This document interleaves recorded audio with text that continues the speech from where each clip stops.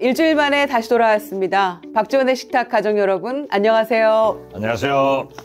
오랜만에 저희 완전체가 된 것 같아요. 네. 그래서 더 이렇게 반가운 만나니까 더 반갑네요. 네. 그래서 더 반가운데 어느덧 또 이렇게 시즌 1이 끝나간다고 하니까 어떠세요? 처음에 시작할 때는 작년 이제 겨울 막 시작되기 전이었는데 이제 좀 있으면 뭐 봄이 올라고 이 겨울을 저희가 같이 이렇게 지낸 것 같습니다. 춘내 불사춘.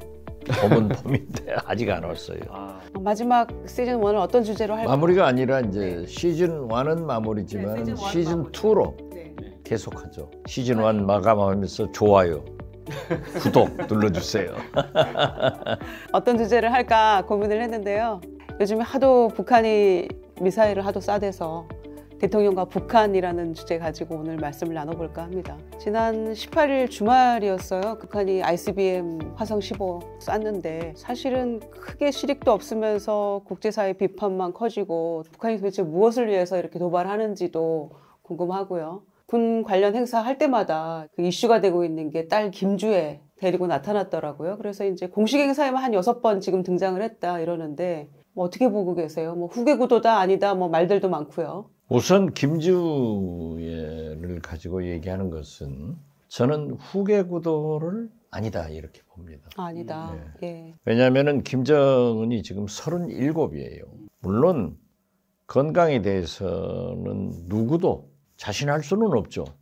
그렇지만은 아직 37살의 지도자가 벌써 후계 구도를 생각한다 하는 것도 빠른 일이고, 두 번째로는 러시아, 중국 등 사회주의 국가에 아직 여성 지도자가 나온 것은 없어요. 그리고 특히 북한은 남존 여비가 강해서 뭐 신라 시대에도 뭐 여왕은 있었지만 나올까 이런 생각을 하고요. 평소에 김정은이 아들, 딸 주애, 그리고 세 번째 아이는 남성으로 알려졌는데, 제가 그 맨 처음 김주애라고 공연할 때 나타났을 때 나는 아니다. 그러셨죠. 왜냐하면은 지금 아들 김주애 그 나이에 김정은, 김여정은 스위스에서 유학을 할 때예요. 거기에 나타나면은 유학을 보낼 수 없다. 얼굴이 공개되니까. 그리고 진짜 붕어빵. 네, 너무 닮았어요. 나타났는데 이렇게 공개를 한 것은 최소한 유학은 보내지 않을 것 같아요.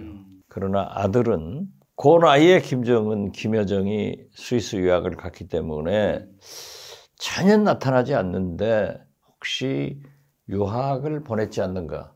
대의를 쌓여 있어요. 예, 조심스럽게 예측을 해보고요. 김주애는 김정은, 이설주 이 부부가 엄청나게 예뻐해요. 그래서 김주애는 늘 김정은 위원장이 진짜 장군감이다. 저도 우리 손자가 엄청나게 예쁘니까 주책 없이 자랑하거든요. 김정은도 일부에서 얘기한 대로 딸바보다 그렇게 생각하는데, 나는 진짜 나타난 것은 트럼프, 김정은 싱가포르 회담에서 북한 문제가 굉장히 해결됐어요. 그렇게만 갔으면 성공하는 거예요. 즉 미국의 경제 제재를 이만큼 해제를 하면은 북한의 비핵화는 이만큼 진전시키겠다. 행동 대 행동으로. 이런 식으로 합의가 돼서 굉장히 좋은 방향으로 갔어요. 그 후에 이제 문재인 대통령도 평양을 방문해서 문재인, 김정은 평양 공동선언 9.19 군사 합의가 이루어졌잖아요.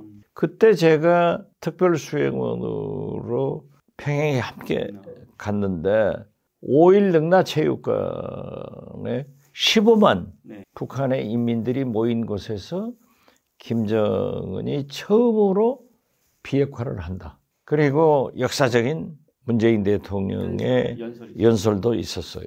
굉장히 좋은 방향으로 갔는데 하노이 회담에 완전 합의를 하기로 했었거든요. 그때가 이제 2019년 2월 27일인데 모든 것이 합의가 됐으니까, 싱가포르에서 합의됐으니까 거기서 종점을 찍는다라고 했기 때문에 김정은이 평양역에서 기차로 하노이까지 가잖아요. 인민들에게 연설을 합니다. 우리가 고난의 행군을 지나면서 우리의 안보를 위해서 핵을 개발했는데 이제 핵과 함께 경제 발전을 이루어야 된다. 어느 정도 핵을 포기하면서 경제 발전을 이루어야 된다 해서 이 병행 발전론을 얘기하면서 그때 한 얘기가 우리 아이들을 위해서 아이들 머리 위에 언제까지 핵을 가지고 있겠느냐 이런 연설을 하고 하노이까지 갔는데 거기서 트럼프 볼튼한테 한 방 맞고 깨져버렸잖아요. 북한의 지도자는 무오류입니다. 그러한 약속을 했는데 다시 모라토리움이 해제되고 긴장이 고조되고 핵실험을 앞두고 ICBM 탄도미사일을 발사하게 되니까 제가 볼 때는 김주애를 데리고 나와서 아이들을 위해서 내 자식들을 위해서 우리가 다시 핵무장을 해야 된다 하는 메시지를 보내는 것 아닌가 저는 그렇게 생각합니다. 핵을 계속 개발하는 어떤 명분 그걸 이제 다음 세대로 이렇게 삼고 있다는 그렇죠. 걸 상징적으로 보여주기 위해서. 예. 네. 그렇기 때문에 김정은이 싱가포르 회담을 믿고 하노이 회담을 가면서 우리가 자식들의 머리 위에 핵을 두고 살 수 없기 때문에 폐기를 해가면서 경제 발전과 함께 한다라고 했는데 그게 하노이에서 결렬되니까 이 자식들을 위해서도 우리는 핵실험을 계속해야 되고 ICBM 또는 탄도미사일을 계속해야 된다 하는 메시지로 저는 봐요. 그러니까 한마디로 하노이 노딜 이후에 완전히 메시지가 바뀌었죠. 바뀐 그러니까 거잖아요. 그 인민들에게 무오류의 지도자이기 때문에 그 오류를 시정해 간다. 저는 그렇게 보고 또 한 가지는 굉장히 북한이 그 김정은이 정상 국가를 지향하잖아요. 네. 그렇기 때문에 자기 가족, 패밀리의 행복한 모습을 좀 인민들에게 또 세계 만방에 보여줌으로써 우리도 정상 국가다라고 하는데 이건 나는 좀 달리 봐요. 어떤 나라에서 아무리 자기 딸이 예쁘더라도 공식적인 자리에 가서 옆에 앉혀놓고 국가 행사를 하냐고요. 이건 아직 비정상이다. 더군다나 미사일 발사하는데 네, 그렇죠. 국가 행사하면서 열병식도 참여하고 네. 그 나라에서 10살짜리 딸이 또 아버지 얼굴 만지고 이런 모습이 어떻게 해석될지는 잘 모르겠어요. 아니, 딱 딸 바보라니까요. 제가 손자 바보듯이. 그런데 김정은이 김정일로부터 후계자로 이제 교육을 받으면서 네. 우리나라 국정원에서 제가 정보위원 때이기 때문에 굉장히 항의를 했어요. 도대체 김정은의 사진 한 장을 못 구하느냐. 김정은의 사진은 그때 스위스 학교 다닐 때 그 클래스메이트들하고 찍은 그 사진밖에 없었거든요. 늘 그것만 내놓는단 말이에요. 김정은이 후계자로 이제 본격적으로 활동을 할 때 20대 중반 아니에요. 김주애는 아직 10살. 그래서 저는 아직 아니다. 후대는 아니다. 네, 네. 그렇게 봅니다. 지금 보면은 김주애가 메인 테이블에 앉아 있고 김여정은 저 끝에 있다. 이런 사진을 내면서 김여정이 밀린 것 아니냐. 그건 아니에요. 북한에서도 김정은, 김여정이 젊은 나이에 26살부터 이렇게 해왔으니까 너무 설치는 것 아니냐 하는 여론을 의식하더라고요. 초대소에서 점심 식사를 하는데 9월 달이니까 쌀쌀하죠. 쌀렁하죠. 쌀쌀한데 들어가는데 입구에 김여정 부부장하고 뭐 비서인지 여자 한 분하고 그렇게 서 있더라고요. 그래서 나는 우리 들어와서 식사할 걸로 알았죠. 그래서 그 오찬이 한 2시간 길어졌어요. 그래서 내가 화장실을 갔어요. 보니까 또 거기 서 있어. 그래서 돌아오면서 김 부부장 들어가십시다. 추운데 왜 거기 서 있습니까? 나는 뭘 하는지 알았어요. 그래 서 있어. 그랬더니 김여정 말이 자기는 오늘 이 오찬 행사에 들어가지 않는데요. 그래서 자기는 여기 서 있어야 된다고. 그렇게 그 충성을 하더라고요. 뭐 우리 같으면은 오찬 행사를 한 2시간 하니까 다른 데 있다가 끝날 때쯤 되면 올 거 아니에요. 그런 것을 보더라도 또 하노이 갈 때 김정은의 기차에서 내려서 담배 필 때 재떨이 가지고 이렇게 했다는 거. 재떨이에서 담배 꽁초를 버리면은 거기에 타액이 묻어 있기 때문에 건강 검진이 되잖아요. 정보원들이 이제 그걸 담배 꽁초를 회수하려고 이제 그렇죠. 하죠. 예. 그렇기 때문에 그 서방 세계에서 특히 미국에서 김정은의 건강을 알아보려면은 그런 것을 하니까는 없애는 것도 있지만은 그러한 일들을 하는 거기 때문에 주애가 여기 앉았고 저 옆에 김여정이 앉았다고 해서 점심 식사에 안 들어오고 밖에서 보초처럼 2시간 이상을 추운 곳에서 서 있는 그런 것을 보고 김여정이 밀렸다. 이런 것은 아니고 특히 이설주하고 김여정 둘이가 불안을 하기 때문에 김주애를 내세웠다. 뭐 그런 얘기가 있었죠. 하는 것도 말이 아니에요. 한편으로 보면 김여정이 상당히 영리하다는 생각이 드네요. 김여정이요? 네. 저하고도 오래 좀 얘기를 해보면은 아주 경청을 잘하고 내가 얘기를 하면 제 얼굴을 빤히 쳐다보면서 딱 눈을 맞춰주면서 미소를 하고 의견을 말해주라면 간단하면서도 아주 임팩트 있게 잘 하더라고요. 그러니까 김여정의 위치는 불변이에요. 확고하다. 예, 폼페이어 앤디 킴 코리아 미션 센터장하고 북한에서 김정은, 김영철, 김여정 회담을 했는데 제가 앤디 킴 코리아 미션 센터장 CIA 거기서 들은 얘기인데 김정은이 영변 핵 시설 문제에 대해서 얘기하면서 강선이라는 말이 나왔대요. 지역이죠. 강선 지역 지금 많이 알려져 있습니다만은 앤디 킴이 그걸 기록을 못했다는 거야. 어떤 지역인지. 그런데 굉장히 중요하지 않아요? 새로운 핵시설이 있다고 하는 거니까. 그래서 김영철한테 지금 이 원장이 뭐라고 하셨냐 좀 물어봐 주라 했더니 김영철이 우리는 위대한 장군님의 말씀에 대해서 뭐라고 하셨냐고 확인을 못한다. 이렇게 거절을 하더라고요. 그랬더니 조금 있다가 김여정이 김정은 방에서 나오더래요. 그래서 가서 물었더니 금방 들어가서 다시 들어가서 확인을 해준 거군요. 확인을 해가지고 강선이다 이렇게. 그러니까 김영철이 할 수 없는 일을 김여정은 그렇죠. 할 수 있다.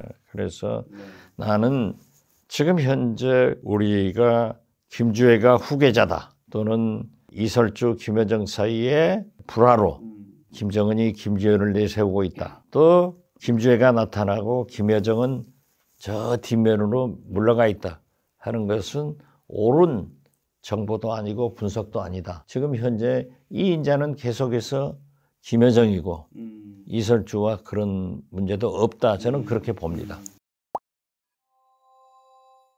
네, 또 올 들어서만 벌써 ICBM 발사하고 미사일 수시로 쏴대고 있는데요. 작년 12월에는 또 북한 무인기가 몇 시간 동안 우리 상공을 날아다녀도 우리는 모르고 있었고 심지어는 용산이 뚫렸다. 그 문제 가지고도 또 문제 제기한 야당 의원 김병주 사성장군 출신의 의원에게도 색깔론까지 제기하면서 이 윤석열 정부의 이런 안보에 대해서 우리가 과연 안심할 수 있는 것인지 신뢰할 수 있는 것인지에 대한 여러 가지 국민의 궁금증이 발생하고 있는 요즘이거든요. 이분들 색깔론 제기는 생각할 필요 없어요. 지금 전당대회 하면서 안철수 후보한테 색깔론을 제기하는 걸 보면은 이건 코미디를 지나서 참 넌센스다 이렇게 생각하는데 저는 지금 현재 북한의 핵 문제는 중국에서도 그랬고 우리나라에서도 그랬고 남북 간의 북중 간의 문제가 아니라 북미 간의 문제였어요. 그렇기 때문에 북한의 타겟은 항상 미 대륙을 워싱턴을 뉴욕을 겨냥하는 ICBM을 만들어서 핵을 소형 경량화 가볍고 적게 만들어서 ICBM 탄두에 핵을 장착하는 것이 목표고 또 그걸 위해서 많은 실험을 했어요. 그러니까 다시 말해서 핵을 사용하는 목표가 미국이었지 우리 한국이나 일본이 아니었어요. 그런데 지금 현재 한미일 뭐 공조가 나쁘다는 게 아니에요. 우리의 모든 가치관은 외교 모든 것은 한미 동맹에서 출발을 하는데 일본이 우리 한국이 너무 미국의 푸들로스 하기 때문에 이제는 핵도 미사일도 오히려 미국보다 우리 대한민국 일본이 타겟이 됐더라고요. 그래서 우리는 일본과 함께 벌어다가 핵 공격을 미사일 공격을 받을 수 있도록 정책을 만들어가는 것이 나는 굉장히 문제다 이렇게 생각합니다. 제가 보기에는 그 북한이 사실은 이번에도 그 미사일 쏜 시점이 이제 민핵 안보 회의를 이제 하고 있을 때, 그렇죠. 사실은 이게 외교 안보계에서 다보스 포럼이라고 알려질 정도로 가장 큰 회담인데 딱 거기에 맞춰서 쐈거든요. 이거를.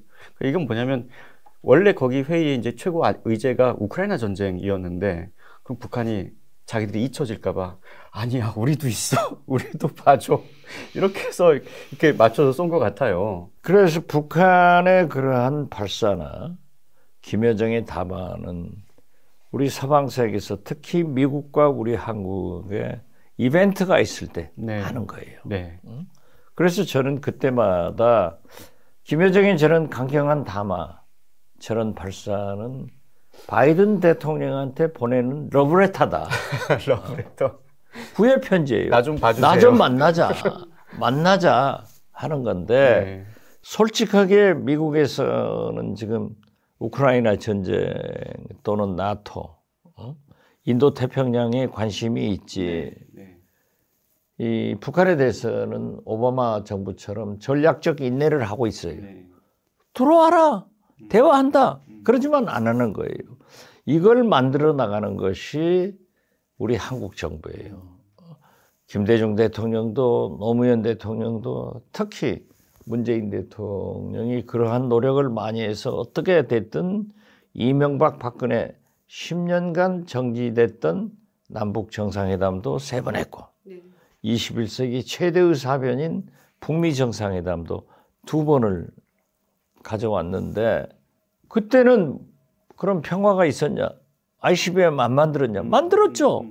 그렇지만은 그때는 거의 5년간 모라토리움을 북한에서 해가지고 ICBM 핵실험 안 했잖아요. 그래서 지금도 저렇게 ICBM을 탄도미사일을 어제 또 2발 발사했잖아요. 이거 가만히 생각해보면 김정은이 재고 처리를 하는지 모르는지 아무튼 무지하게 빵빵빵 쏴대는데 이건 미국을 움직이려고 하는 거고 7차 핵실험의 신호탄이다. 어떤 이벤트가 있다가 하면은 할 것이다. 저는 그렇게 봐요. 그러니까 북한의 핵실험이나 미사일 발사는 어떤 군사적인 어떤 계기가 아니라 정치적 계기에 의해서 일어난다. 평화를 요구하는 거죠. 지금 윤석열 대통령 지지도가요. 올라가요. 왜 올라가냐? 이 민생으로 돌려서 은행들의 돈잔치를 공공재가 있기 때문에 국민들한테 돌려라. 공공요금, 가스요금, 전기요금, 버스요금 올리지 마라. 이건 문재인 대통령이 안 올렸다고 얼마나 비난했는데 지금 안 하잖아요. 그러니까요. 전 정권 탓이다 이러더니 또 본인은 또 미루잖아요. 그러나 우리 국민들은 굉장히 좋죠. 안 올라가니까. 예, 당장은요. 여기다 북한에 대해서 강하게 얘기하잖아요. 강하게 얘기해서 해결될 리가 없는데 강하게 얘기하는 거예요. 뭐 핵을 갖자. 그러기 때문에 지지도가 올라가는데 저는 결국 김정은의 강대강과 윤석열 대통령의 강대강, 미국의 강대강은 총착력은 전쟁이다. 전직 대통령 비서실장과 국정원장을 지내신 분이 결론은 전쟁이다라고 얘기하니까 정말 좀 솔직히 섬뜩합니다. 이렇게 가면 그래요. 그런데 제가 볼 때는 한반도의 전쟁은 안 일어난다 이렇게 생각해요. 북한이 미국이 무서워하는 거야. 그러니까 ICBM이나 쏘더라도 우리나라 저 영해상에 떨어지게 하지. 일본도 일본 열도를 관통하게 하고 네. 미사일을 미국은 안 건드려요. 미국은 굉장히 무서워하거든. 그렇기 때문에 북한은 미국이 무서워서 전쟁을 못 일으키고 우리나라는 윤석열 대통령이 뭐 강경파들이 뭐라고 얘기하더라도 미국이 못하게 하니까 전자권을 미국이 가지고 있는 거 아니에요. 실질적으로 모든 조정은 미국이 하기 때문에 전쟁을 못한다. 그렇지만은 국지전은 얼마든지 나올 수 있다. 그러다가 전쟁으로 붙어버리면은 된다. 그런데 제가 볼 때는 미국은요, 시장 경제가 발전한 나라라 전쟁을 해도 승리했을 때 거기에서 원가를 뽑아 먹을 수 있는 가치가 있는 곳에서요. 그러니까 중동, 북한은 거의 전쟁 이겨봐야 별로 먹을 게 없군요. 돈이 나올 게 없어. 그러니까 전쟁은 하지 않는 것도 저는 그걸 좀 생각을 해요. 북한에 여러 번 다녀오셨잖아요. 그렇죠. 예, 6.15 정상회담 그 즈음에는 뭐 대북 밀사로도 다녀오셔서 정상회담 성사도 시키셨고 김정일 위원장도 만나셨죠. 김정은 위원장과는 백두산도 함께 다녀오셨죠. 또 김여정은 4번이나 만나셨다고요? 예. 그때 다양한 에피소드들이 많으실 것 같은데 그때 말씀 좀 해주세요. 백두산은 어떠셨어요? 백두산은 처음에 갈 때는 김정일 위원장이 저한테 그러더라고요. 예. 2000년인가요? 그러면? 2000년이죠. 네. 왜 서울은 뉴욕처럼 그렇게 복잡하게 디자인해가지고 사람이 못 살게 그렇게 만들어놨냐. 우리 평양은 워싱턴처럼 DC처럼 아름답게 디자인해서 관광지로 활용을 하겠다. 그러면서 평양, 원산, 금강산, 개성, 묘양산, 백두산 여기를 관광지로 개발하면은 로마처럼 연간 2천만 이상의 관광객이 돌아오면은 북한은 관광만 가지고도 살 수 있다. 이렇게 자랑을 하더라고요. 그래서 저보다 백두산 천지를 한번 구경하라고. 예. 그래서 이제 갔어요. 예. 갔는데 김정일 위원장이 삭도를 타고 내려가라고 천지에. 삭도가 뭔가요? 나 삭도 몰랐어요. 왜? 케이블카라고. 아이 장관 선생은 주체성이 없어가지고 외국말만 쓴다. 삭도. 네. 그래서 이제 삭도를 타고 내려가는데요. 덜컥덜컥. 진짜 무섭더라고.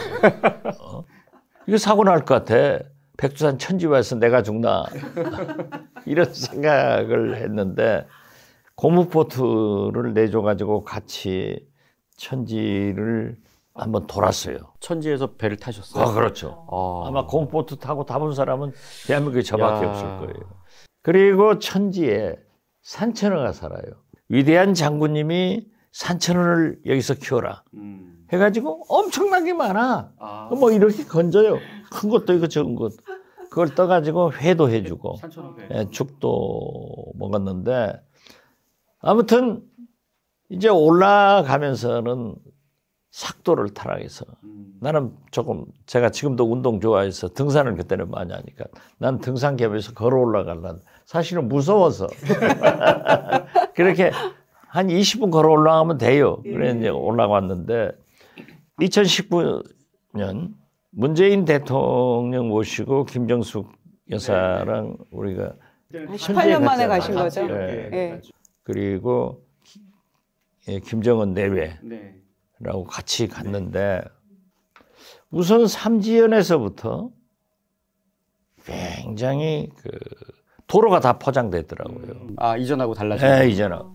그리고 백두산 천지까지 올라가는데 군데군데 빌딩이 세워졌어요. 조그만. 그게 아마 우리처럼 휴게소가 아닌가. 들어가서 보니까는 아무것도 없어요.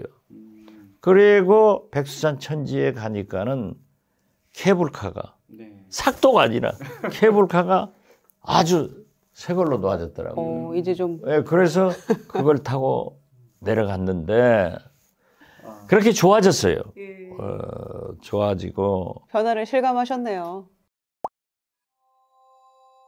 2000년 6.15 남북 정상회담은 말할 수 없는 온 국민적 정말 그 기쁨과 좀 추억으로 지금 남아 있는데 저 개인적으로는 그때 당시에 제가 둘째를 5월달에 출산을 하고 집에서 사는 소리 하면서 TV 보면서 이렇게 눈물 흘리고 했던 그런 생각이 나는데 그때 이 박사님은 2000년 6월 15일 그 즈음에 뭐 하셨어요? 저는 그때 아직 학생이었는데요. 아, 네. 그 감격에 대해서. 아니, 저는 그때 가장 깜짝 놀랐던 게, 이제 우리가 그 순안 공항에 이렇게 그 김대중 대통령 내렸을 때, 김정일 위원장이 공항에 직접 나왔죠. 예, 직접 마중을 네. 나왔지 않습니까? 네. 그게 굉장히 저는 충격이었어요. 그러니까 보통 그런 일이 없지 않습니까? 그렇죠. 외국 정상이 왔을 때 공항에 나오는 건 보통 외교 장관이라든지 이런 사람들이 나오는데 거기 직접 나와서 나중에 또 차를 같이 타고 어떻게 보면 깜짝 놀랄 만한 환대죠. 파격이었죠. 아, 그래서 그 장면을 딱 보고, 아, 이거는 잘 되겠구나. 네, 그런 걸 좀 느꼈었어요. 그러니까 정주영 회장의 소대 방북, 또 이산가족 상봉, 뭐 우리가 그 감격과 눈물과 잊을 수가 없는데 그걸 직접 또 성사시킨 주인공이시잖아요. 그 모든 현장에 또 타게 있고. 결정적 역할은 역시 현대 정주영 명예회장이 했다. 또 그 전에는 우리가 굉장히 간과하고 있는데 대우 김우중 회장이 노태우 정권 때 대북 사실상 특사 역할을 한 거예요. 아, 예. 예. 그 두 분의 공로가 컸다. 네. 그리고 역시 김대중 대통령이었기 때문에 그러한 것이 왔지 않는가 했는데 제가 특사를 하면서 이 평양에 가서 3번 울었어요. 6.15 남북 정상회담 전에 제가 싱가포르, 샹하이, 베이징 등에서 특사를 할 때 네. 4.8 합의서 6.15 정상회담을 하기 위한 특사 간의 합의가 된 거예요. 네. 북한에서 국정원 빼고 김대중 대통령과 가장 측근이고 정치, 운명 공동체의 사람을 보내라 해서 제가 이제 갔던 건데 거기에 김대중 대통령께서 평양에 가면은 금수산 궁전, 네. 소위 김일성 시신에 참배할 참배한다 것이냐, 그 상당히 논쟁이 됐었죠. 없었어요. 네. 말하지 않더라고요. 나도 그게 굉장히 골치 아픈데 음, 안 해서 나도 안 물었어요. 왜 긁어 부스럼을 남기냐고. 네. 그런데 김대중 대통령이 그 합의서를 해오면은 그분은 철저히 준비하잖아요. 네. 그러니까 뭐 학자들, 강원영 목사님 이런 원로들 다 데려다면은 다 물른 게 시신 참배하냐.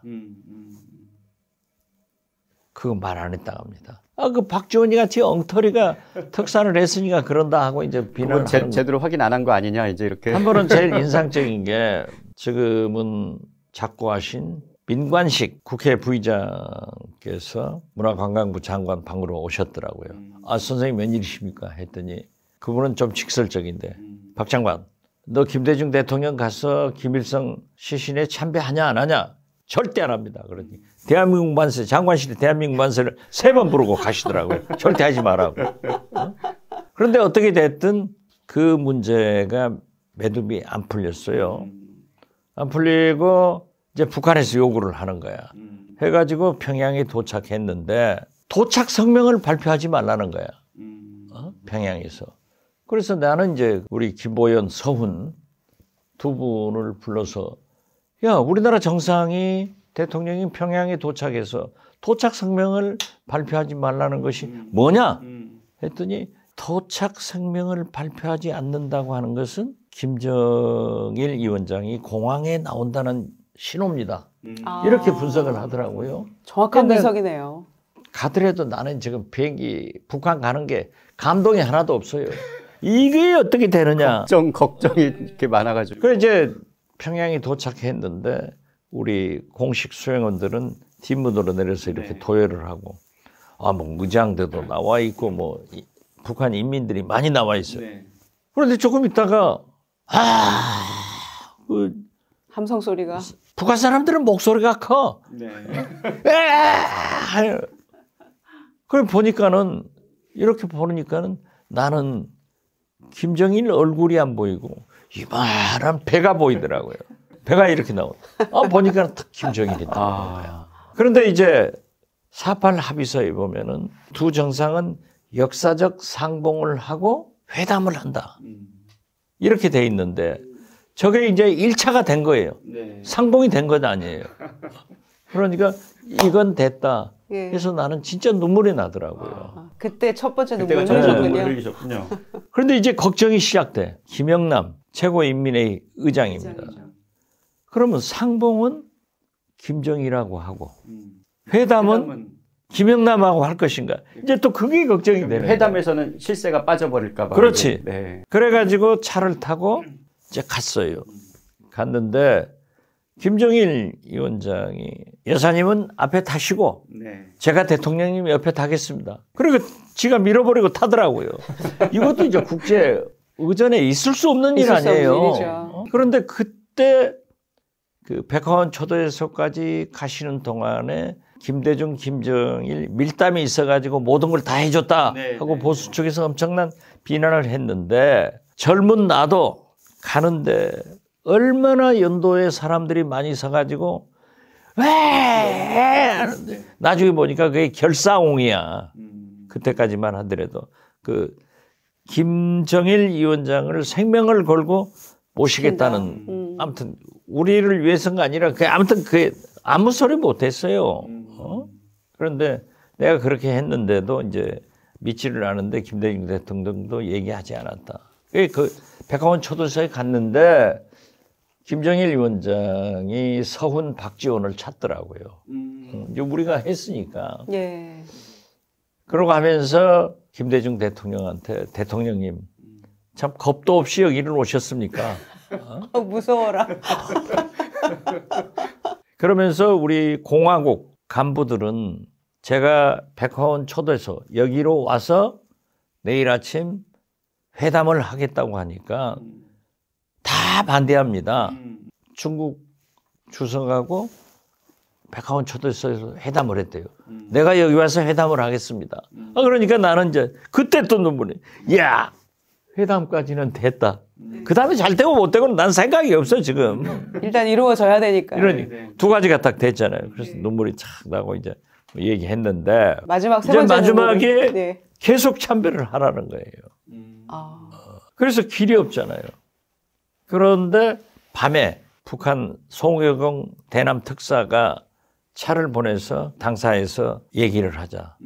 그 이제 김대중 대통령한테 초대소에 내려가니까는 김대중 대통령님, 이호 여사님, 임동원 원장 셋이 앉아 계시면서 임동원 원장은 임동옥, 임충길이라고도 알려진 부부장이 만나자 가니까 간대요. 그러면서 대통령께서 특사끼리 시신 참배 문제를 해결해라. 임동원 원장님도 그 임충길 부부장하고 하십시오 그랬더니 그건 특사가 해결하는 문제라. 갔죠. 가서 이제 계속 얘기를 한 거야. 참배해라. 우리는 못한다. 그래서 그때 한광욱 비서실장이 갔어요. 그러면은 내가 참배를 특사니까 하고 대통령 허락 안 받고 침배하고 내가 대통령한테 사표 내고 내일 평양으로 가서 중국 통해서 한국 가서 구속 당하겠다. 내가 구속 얘기해가지고 그래서 대북 송금 특검으로 구속된 거야. 어떻게 됐든. 그래도 안 된다는 거야. 그래서 대통령 비서실장은 대통령을 대신하는 사람이니까 대통령 비서실장 한광호하고 특사 박지원 장관이 하겠다. 그것도 안 된다는 거야. 계속 거의 1시쯤까지 싸웠어요. 새벽까지? 새벽까지. 그랬더니 가더라고. 알았다고. 그러면서 장관 선생의 그 열정에 대해서 그 마음을 고위층에 보고를 하겠습니다. 하는 거 듣는 게 부드러워. 그래서 이게 되겠구나. 참배 안 해도 되겠구나 하고 이제 헤어지고 나는 가니까는 1시 반, 2시 다 가까이 됐는데 김대중 대통령 네 분이 기다리고 계시더라고요. 아, 그 시간까지도요? 그래서 제가 큰 소리를 본래 잘 치잖아요. 아, 대통령님, 사모님, 내일 참배 안 해도 됩니다. 오늘 그럽디다. 우선 안심시켜놓고, 아, 꼭 그러냐. 아, 저한테 그랬습니다. 그러고 올라가서 내 방에 가니까는 우리가 가지고 간 진로 소주, 북한의 맥주, 이걸 냉장고에다 채워놨더라고요. 소포 한 잔 드셨어요?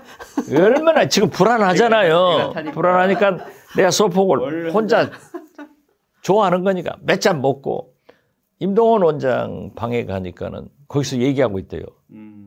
문정인 교수랑. 내가 그 방으로 갔어요. 가서 이제 술이 이렇게 취했으니까 임동원 원장이 자랑스럽잖아요. 이런 것을 전부 만들어냈으니까. 나는 심부름만 한 거고. 그래 임동원 원장한테 진짜 존경합니다. 이런 역사적인 회담을 성사시킨 것은 원장님입니다. 우리 시골 사람들은 감사 표시를 큰절을 잘해. 네. 내가 큰절을 딱 올린 거야. 그랬더니 문정인 교수가 이게 뭐냐고.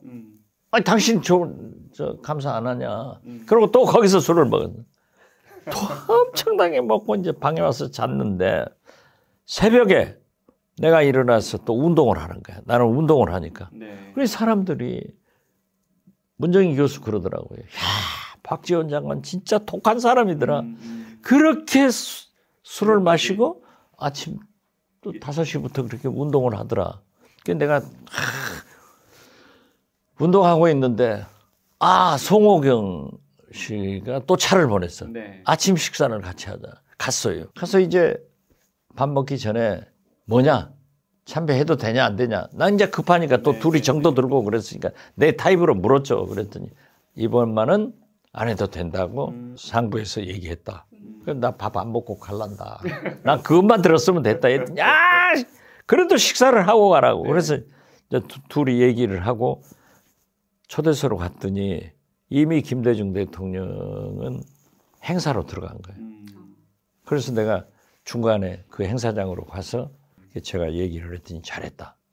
그래서 그날 저녁 만찬을 할 때 김정일 위원장이 임동원 국정원장한테 저쪽으로 가자 해서 이제 그게 공식 통보죠. 대통령께서 참배를 안 해도 된다라고 하니까는 이제 TV에 잡히니까 국정원장이 김정일 위원장하고 귓속말 한 게 뭐냐 해가지고 야단 맞았는데 사실은 저하고 아침에 합의돼서 김대중 대통령한테 보고는 됐지만은 그날 저녁에 김정일 위원장이 국정원장한테 공식 통보를 해서 하지 않은 거다.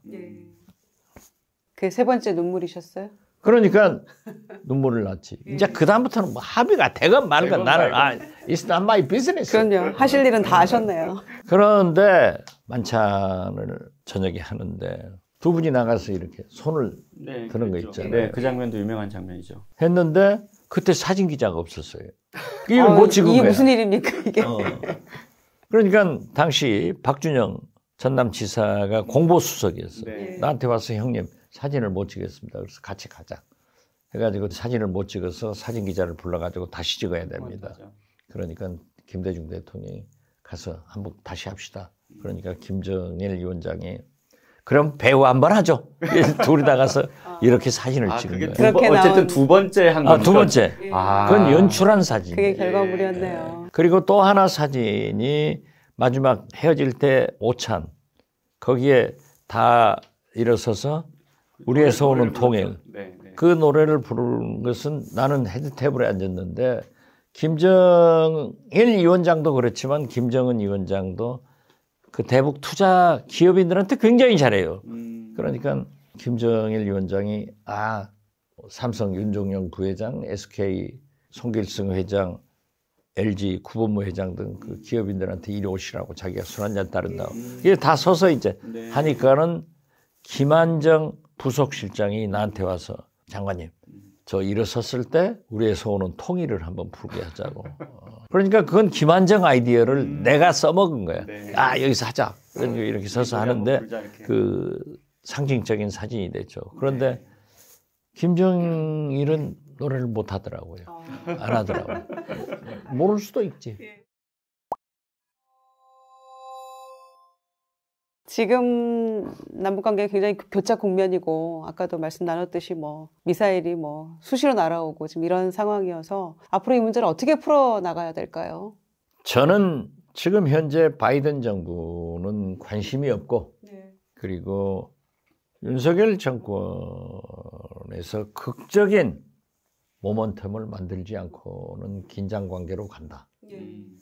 그러나 역대 남북 관계의 개선은 실질적으로 보수 정권에서 더 크게 했습니다. 지금 윤석열 대통령이 보수 강대강으로 나가면은 어렵다. 그렇기 때문에 윤석열 대통령은 또 이랬다가 잘 바꾸기도 하더라고요. 그래서 좀 보수 정부가 세운 그러한 업적을 한번 만들어 봤으면 네. 하지만은 굉장히 어려울 거예요. 전쟁은 없다. 전쟁은 북한은 미국이 무서워서 한국은 미국이 못하게 하니까. 그러나 국지적인 도발은 있을 것이다. 거기에 일본이 미국 말만 듣고 너무 강경하면은 큰일 난다. 그래서 저는 한미일 블락으로 심한 공격을 하면은 북한은 북중로 블락으로 대결한다. 그렇게 봅니다. 네, 박지원의 식탁 시즌 1 큰 주제가 대통령의 자격이라는 주제였습니다. 그리고 이제 다양한 소주제들 가지고 말씀들을 좀 나눠봤는데요. 좀 아쉽네요. 저희가 이제 3개월 열심히 달려왔는데 시즌 1을 마무리하면서 소회 한 말씀씩 부탁드릴게요. 우선 이 두 분이 협력해 줘서 박지원 식탁이 그래도 오늘 여기까지 왔다는 감사의 말씀을 드리면서요. 저로서는 구독, 좋아요를 계속 눌러줘야만이 시즌2가 열린다. 그래서 다음 주부터는 하실 분이 한겨레 신문 김보엽 기자라고 정치부 기자 하면서 한겨레 TV도 하고 그랬는데 저를 많이 조진 분이에요. 별로 안 좋아하는데 여기 미디치 미디어에서 이제 같이 선정해가지고 해서 그분하고 하면은 좀 우리가 시즌 1에서는 대통령과 특히 김대중 이런 스토리가 나왔다고 하면은 시즌 2에서는 김보엽 진행자 대담자가 성격이 신랄하기 때문에 정치 문제로 넘어가서 한다고 하면은 저는 아주 좋습니다. 확실히 기대를 하세요. 두 분 고생 많으셨고요. 박지원의 식탁 가족 여러분 구독, 좋아요, 공유 꼭 눌러주시고요. 저희는 시즌 2에서 새로운 모습으로 더 건강한 모습으로 다시 뵙겠습니다. 감사합니다. 감사합니다.